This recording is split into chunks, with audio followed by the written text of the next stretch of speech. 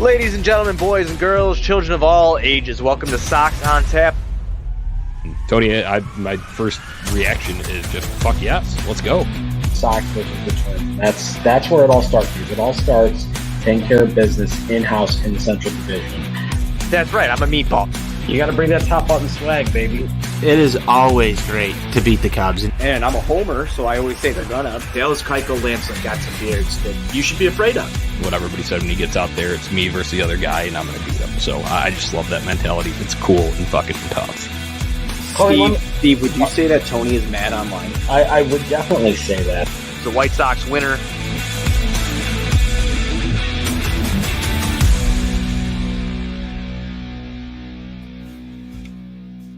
Ladies and gentlemen, boys and girls, children of all ages, welcome to Sox on Tap. I am your boy Buzz. I'm joined by my dude Tony, aka Tony on Tap, and we are here to recap a White Sox winner, 3-0 over the Tampa Bay Rays. Before we do that, be sure you're going to ontapsportsnet.com for all your Chicago sports literature and podcasting needs. Following us on Twitter at Sox on Tap, at OnTapSportsNet. Following Tone at Tony on Tap. Follow me at Buzz on Tap. Anywhere you can listen to podcasts, you can listen to us.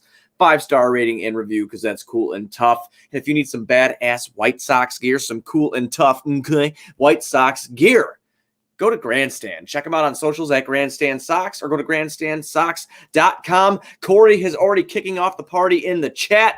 Victory beers. Victory beers.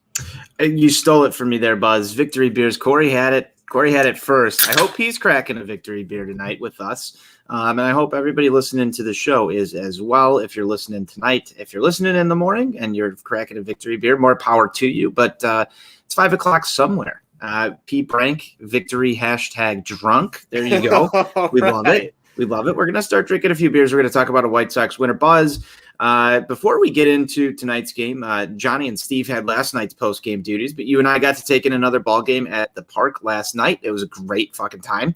At the end, you walked out with a shirt because you were a good Samaritan, and you returned a Frank Thomas jersey.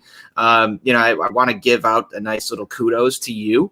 For just being a good Samaritan and probably helping out a White Sox fan somewhere. That's cool and tough stuff, Buzz. Oh yeah, I appreciate that. I'm actually wearing the new shirt right now. It's like a fucking 2X, so it's my jammy shirt, and I feel good about it. Going to sleep in White Sox baseball gear is always really, really cool. But yeah, no, dude, someone lost their jersey, man. I don't want to fucking, I don't want to take that thing, man. It could have been like a kid's, or could have been a gift from a loved one or something like that, or you could have just spent your hard-earned money on it. Yeah, I didn't want to take that shit. So we went and returned it to the Lost and Found, and the lady was real nice, gave me a hug and gave me a shirt. So I'm feel good about myself. You should. I mean, no good deed ever goes unnoticed there, Buzz, by somebody, and it was a good move. It was a good move, and maybe that was the good juju that the White Sox needed tonight to bring home the 3-0 victory that they did. Dallas Keuchel, man, he looked fucking phenomenal on the mound today. I know it was a rough start to the season for Dallas Keuchel, Buzz, but man, he's really turned it around, and he's looking like the guy that you brought in here to do exactly what he did today and shuts down another good baseball team, Buzz. It was good stuff from Dallas Keuchel on the mound tonight. Yeah, he goes 7 innings. He lets up 4 hits, no runs, obviously, only walked 1, and he strikes out 5. It was another great Dallas Keuchel outing, and it's like his second or third in a row where he has looked like a different guy from where the season had started. There was a lot of concern about Dallas Keuchel, but let's be honest, we always see a lot of concern out of fans, and myself included sometimes, in things that scare you if he's not looking good or what have you. But his stuff has been on, his location has been on, and it was something really fun that they pointed out during the broadcast tonight is he usually is a ground ball guy.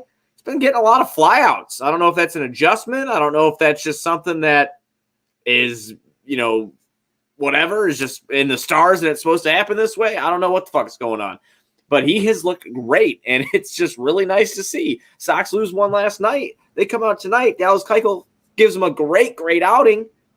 Lets up no runs. I mean, 3 is not enough runs. We should be getting more, but it was enough to win the game. Hey, you know what? I'm not gonna complain. The Tampa Rays pitching staff is very good. It's a very good baseball team. And there's been a lot of notion that this White Sox team has had trouble beating good teams. And what you saw tonight was a White Sox team that, again, maybe say this over and over again, is beat up. I mean, you just look at this lineup, man. Again, I mean, we were walking in yesterday. We're like, I'm not so sure about this lineup. You look at it again today. There's Yohan Moncada's out now too. Apparently has a sinus infection. Just not things that you would like to have happening around the baseball team injury wise. I mean, obviously we heard the news again today about Nick Madrigal, season-ending surgery. There's a lot of things that could derail the morale, derail the team from competing well, and yet they go out tonight and they win 3-0. These are good things that are happening on the south side of Chicago, and the crowd today amped up. I know Johnny, Steve, both of those guys were in attendance. On Tap Sportsnet's own Andrew Kinsler was out there. He was in the bleachers. We'll touch on some of his comments, but let's run into some of this offensive scoring here for the White Sox as we try and keep this one a little bit shorter today, so we can drink a few more victory beers afterwards. But Buzz, let's get in the offense, man. Okay, yeah, so the offense is going to start in the bottom of the fourth, Tony. It was pretty lackluster. The Sox were getting hits, but they weren't translating to anything. We had runners left on base there in the second inning. We had runners left on base there in the third inning. It's annoying. We get to the bottom of the fourth. That's when they turn it around. It starts off with an Andrew Vaughn walk. Leury Garcia then reached on an infield single to second base, which had an expected batting average of 0.8. It's 8%. People didn't know, and he got on base because that's what Leury Legend does, my man. That is what Leury Legend does. All right. We need a graphic in here, and I'll work on that with you and Johnny. Yeah, we do. We need a production guy really bad. But the you and Johnny Leury photo. There's two versions of it. Yeah. And there's also the Johnny in the Park version. Yeah. And I feel like we've gotten to use that thing a lot this year. Leury Garcia is as hot as he can be right now. And he's producing for this team.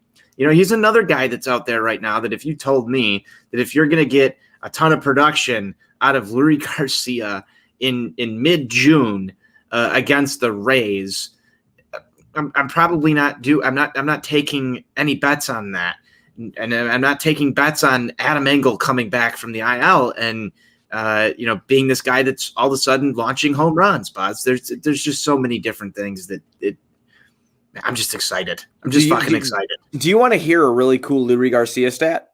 Yes, I do. I do want to hear a Leury Garcia stat. I had put up his last 10 games. And people always say he's streaky and this is what he does, right? So I put that up in a tweet earlier about how he was, whatever it was. I can't remember the exact numbers in the tweet itself. I could pull it up, but I already have something else pulled up.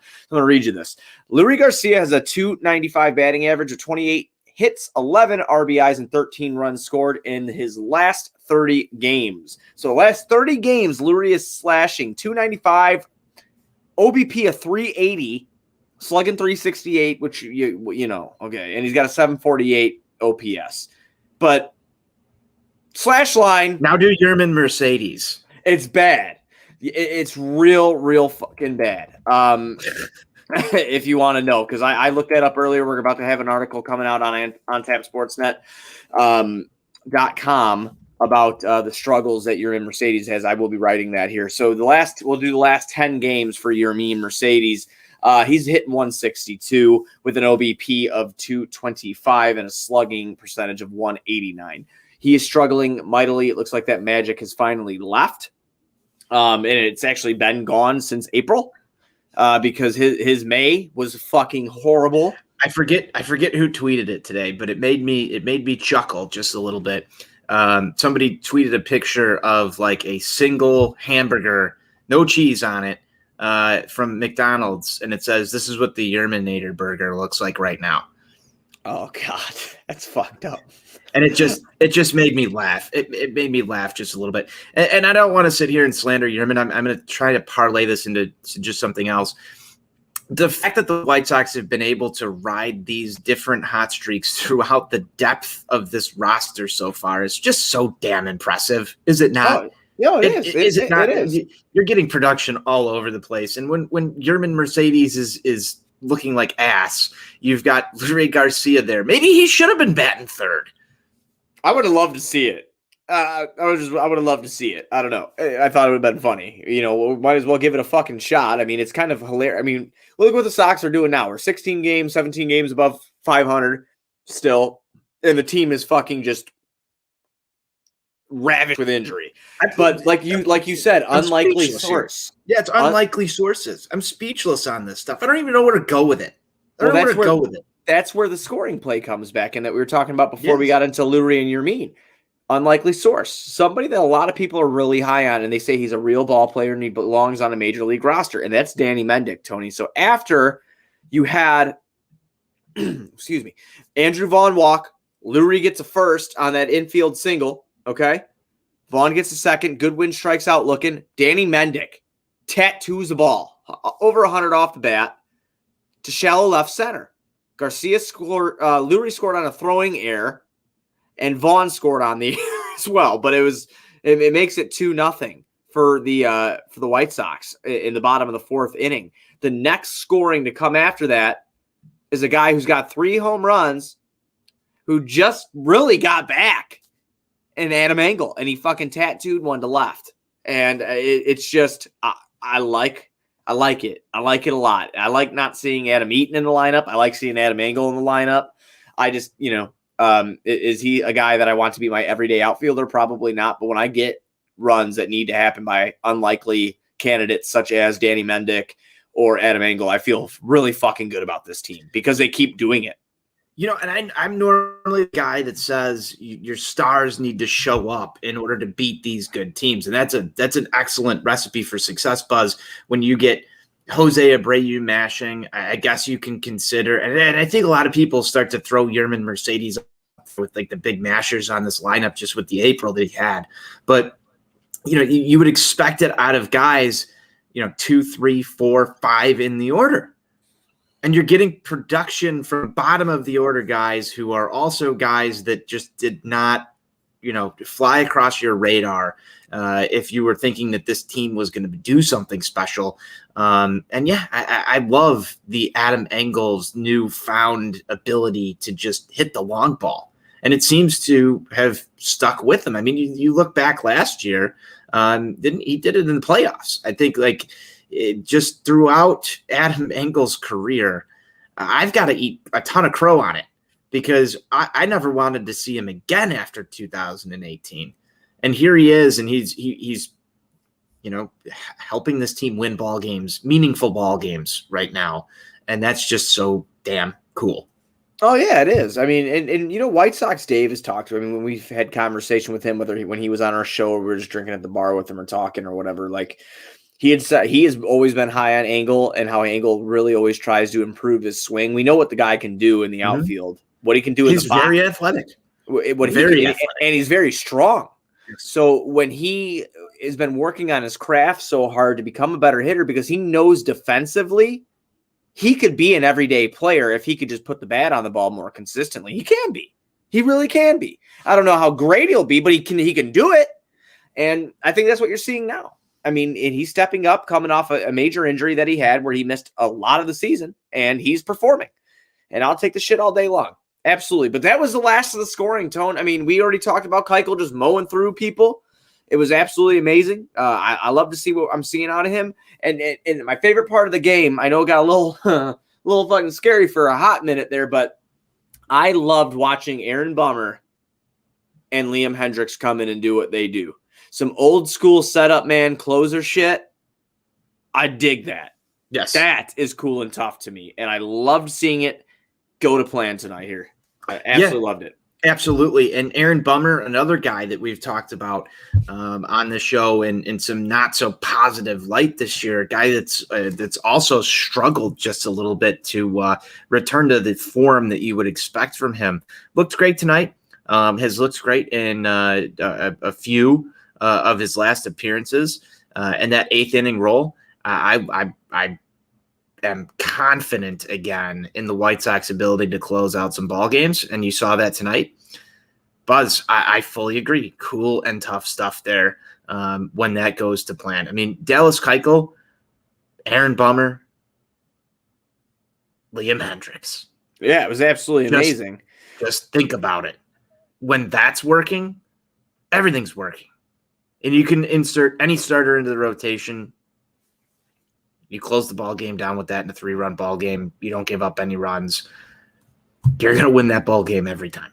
Absolutely. Bunch of controversy went down today too. Just want to say like quick. I know we usually don't do shit like this, but just good thoughts and juju to Tyler Glasnow. He's hurt, and I don't know how long he's going to be out for. He was electric when we watched him last night before he left the game with injury in the 4th inning. If you're a baseball like purist or you just really dig pitching, I recommend watching that guy pitch. That's all I gotta say. I don't want to touch in on this. We talked enough shit about it last night, and we already talked enough shit about it on Sunday Fun Day with the spider attack and the sunscreen and rosin shit. Like, it is what it is. Whatever the MLB is going to do, they're going to do. Just give me baseball in 2022, and figure your fucking shit out. But wanting him to get healthy is something I want to point out, because you really, I really tend to appreciate pitchers that we go up against that are just fucking beasts, and he was one in person. I'm really happy I get to cross off my bucket list of seeing last night. I don't really have much more for this game, Tone, because the Sox did what they had to do. You get out of a game here, you get 9 hits, you score 3 runs, you hold the opponent to 6 hits, no runs, no errors, pretty clean fucking game all around. We got a day game tomorrow, rubber match of the series here. It's time to figure out who's going to win this shit. It is, and it's Lucas Giolito Day, Buzz. It feels like Lucas Giolito only pitches in day games. That's just how it feels. That's not something that I've looked up, but when I looked at the schedule and saw that tomorrow is another Lucas Giolito start, I was like, man, does this guy ever get to pitch at night? So I don't know.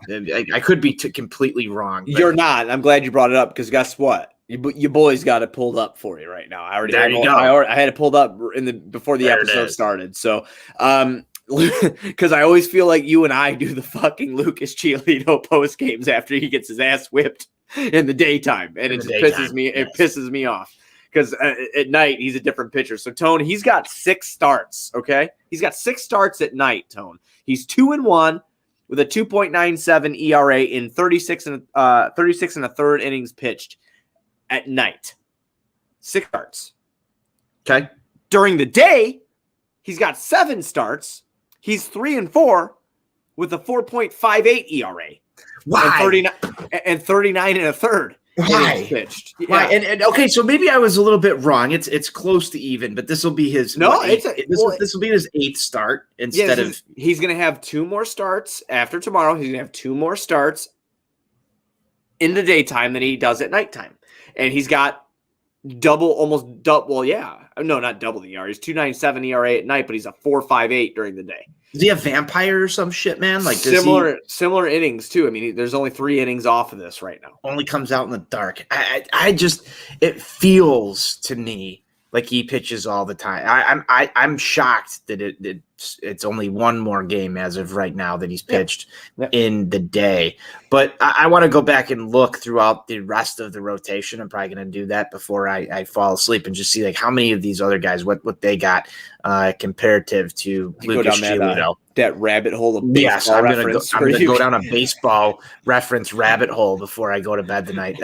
I like how you say before you go to bed, you're looking at the clock. It's 3:30 in the morning. You're like, shit. Yes. There's going to be like 3 or 4 beers next to me and baseball reference pages.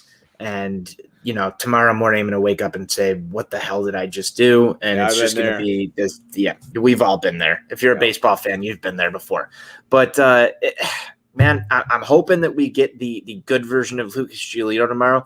I think we talked about this on the ride to the ballpark yesterday. We did. Lucas Giolito, to me right now, and I'm not trying to slander Lucas Giolito. I think this speaks volumes to what the rest of the White Sox rotation has done this year. And our guy Corey, again, our rotation is so damn good. I'm going to hit on this point.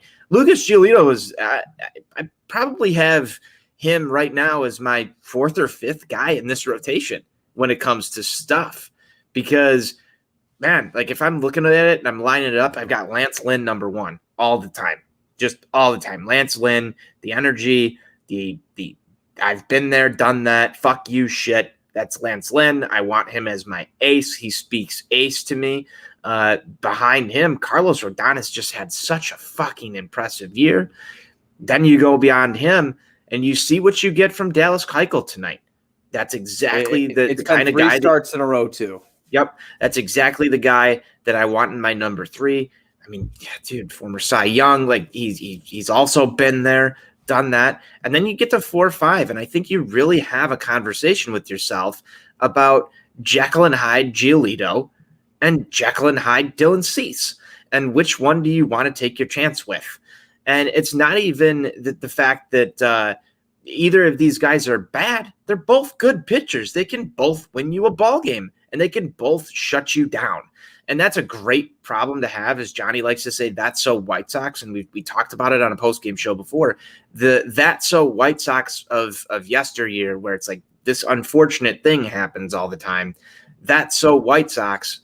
I want that to be a thing. And it should be that's so White Sox. You've just got this fuck you rotation where Lucas Giolito is your 4th or 5th guy that you're going to. But that's where I'm at with Lucas Giolito. I just don't think he's top of this rotation right now. That's subject to change. That could change in a week. That could change in a month based on a couple of starts, and we'll get there. Corey brings up another point. This is also something we talked about. Michael Kopech. Yeah. Michael Kopech is not in this rotation, but might arguably be better than Lucas Giolito and Dylan Cease too. So let's just leave that there. There's a lot of good things going on, Buzz, and it makes me smile. It makes me happy. Yeah, no, there's a lot of fucking, a lot of upside here. Going to your rotation, just because we're having fucking fun shits and giggles here, I flip Rodon and Lynn. And the reason I say that is because that is a spicy meatball take. Yeah, dude. No, Rodon is my guy. I knew he had it, and I knew he could do it. And I've been saying that on this show since it started 3 seasons ago. You're going against your beard brethren. I am. Well, now. Carlos Rodon's got a beard. Yes, I know, but, It's patchy, but he's got a beard. He's not so patchy. I mean, he's probably got a little bit thicker than I do. Not as thick as you. But you're right. I mean, the top 3 in this rotation, Dallas Keuchel, Lance Lynn, Carlos Rodon, are all bearded guys. Should Lucas Giolito grow he's got a beard. Massive beard, like not just the toned down stuff. Should this rotation everybody should have big beards? Everybody should do playoff beards. Done. Yeah, you need to Can Dylan Cease grow one? Yeah, absolutely. He's got one right now. It just got a little like mine. It don't grow right here. So I mean, yeah, I'm ready to rock. I'm talking bushy, man. Like, you want bushy? No, I want. When I'm saying beards, I'm talking ZZ Top. Okay.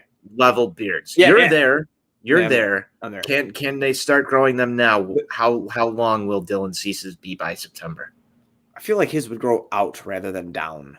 But let's do it. Let's see what happens. For sure. I'm all about it. I think that'd be fucking cool and tough little fun thing to do, Jerry Reinsdorf would hate every second of it. Yeah, well, Jerry Reinsdorf won't let us tailgate, so fuck him until the 25th. So, you know what? That pissed me off yesterday when they told us we couldn't drink beer out there, but go sit on the picnic tables near everybody else. Right. As long as you're not standing in Lot B, apparently. But we got most of that beer down in Lot B. We did. Let me tell you, that feels good. I think that just a few housekeeping notes here. I think there's going to be a Sox on Tap tailgate. Yes. Coming up very, very soon here. So stay tuned for more information on that one. And we've got some fun things planned throughout the rest of the season, whether that be quite a few tailgates. I think we're going to get some of those in. Most of the crew is going to be up in Milwaukee as well for the Milwaukee Brewers series. You'll find us tailgating there, absolutely, for sure. So if you're coming on up to Milwaukee, let us know at Sox on Tap. If you're going to be there, come have beers with the crew, talk some baseball, drink some beers. There might be Jello shots involved. We'll see what happens. Yeah, man. What else we got here, housekeeping wise? Anything else? I was going to do the pitching matchup and talk about that real quick. We got Ryan Yarbrough up against Lucas Giolito tomorrow. We already touched on Giolito's day stats. We'll get into everything here. Yarbrough is a 4.3 record. He's got a 3.63 ERA, 72 innings pitched even, 66 hits, 59 strikeouts to 12 walks. He's let up 11 long balls. He's a left-handed pitcher if you don't know. And tomorrow we have Lucas Giolito, who is 5-5, 3.81 ERA, 75 and 2/3 innings pitched there, 59 hits. He's let up 96 strikeouts, 25 walks, 15 long balls. That is the pitching matchup for tomorrow, my friend. I like it. I like it.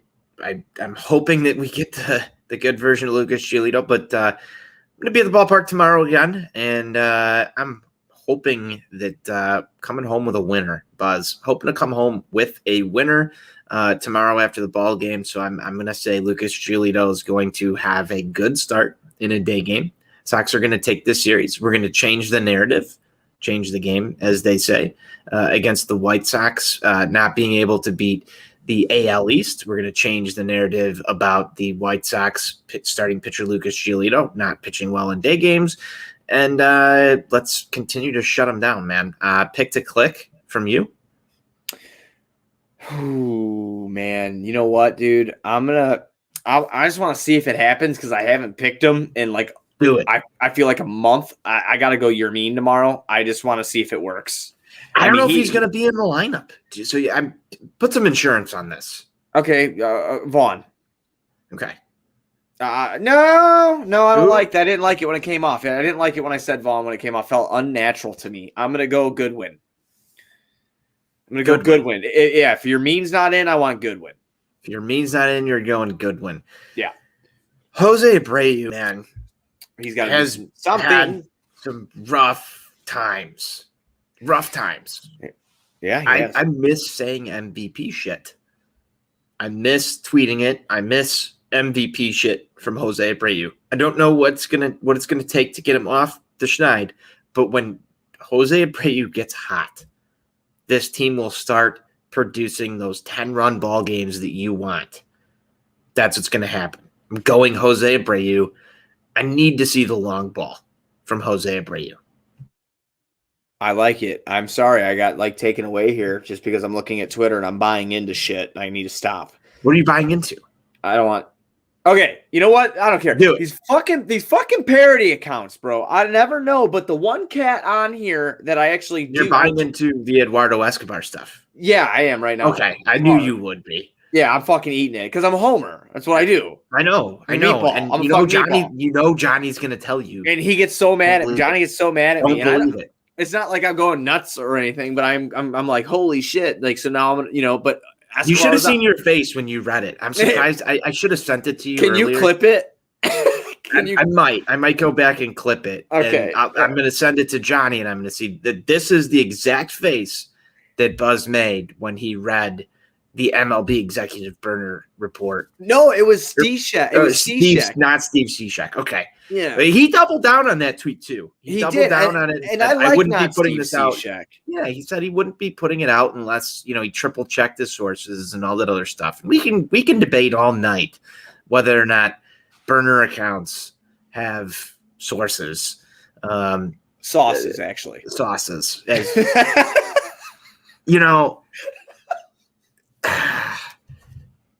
Johnny's gonna rip you a new one. Sox on Tap group chat. I can't wait. It's gonna be a fun time. I don't know if they're gonna go make that deal. I don't. Oh, really he's out of the lineup tonight. Maybe it happened. So was Yohan Moncada. He had a sinus infection. Will you just let me have this? Is Moncada on his way to Arizona? No. Okay. God, no. But could you imagine, though, Escobar playing second base and then, maybe they get hot, dude, because Frazier, we've talked about Frazier. I talked with Frazier with Johnny when we did Sunday Fun Day. Maybe they go get Starling Marte because Miami fucking blows. And then you have Escobar and Marte. And then, bruh. Right now, I'm You're sprung. brought in hard. Yeah, I'm sprung pretty bad. You've brought in hard. I need another beer. You brought in hard. You need another beer. So do I. I'm getting close to the end of this guy. So before we go, shout out Duke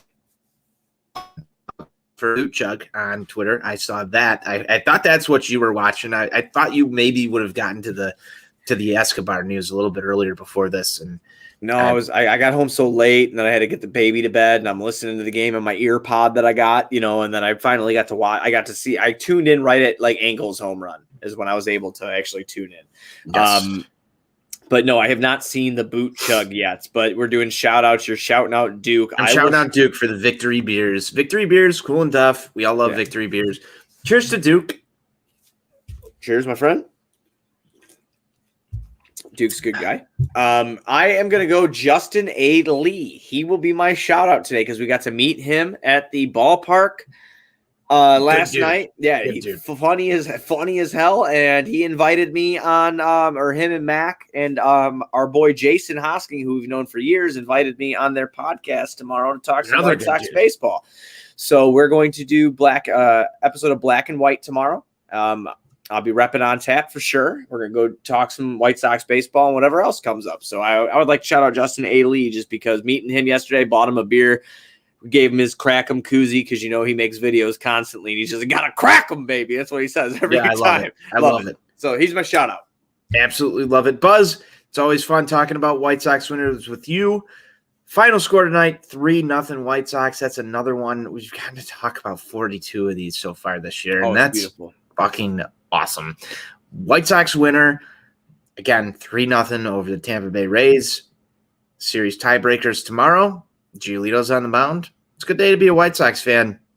Close it down how we always do, Buzz. Everybody be sure you're going to ontapsportsnet.com for all your Chicago sports literature and podcasting needs. Following us on Twitter at SoxOnTap, at OnTapSportsNet. Following Tony at TonyOnTap and me at BuzzOnTap. Anywhere you can listen to podcasts, you can listen to us. 5-star rating and review because that's cool and tough. Check out Grandstand. You need new Sox gear? Follow them on social at Grandstand Sox. Go to grandstandsox.com. Or if you're by the ballpark, just go stop by Grandstand. Go check their awesome selection out. Some variation of us will be back tomorrow with hopefully a good podcast with a winner. Hopefully the Sox get this series 2-1. White Sox forever. White Sox forever.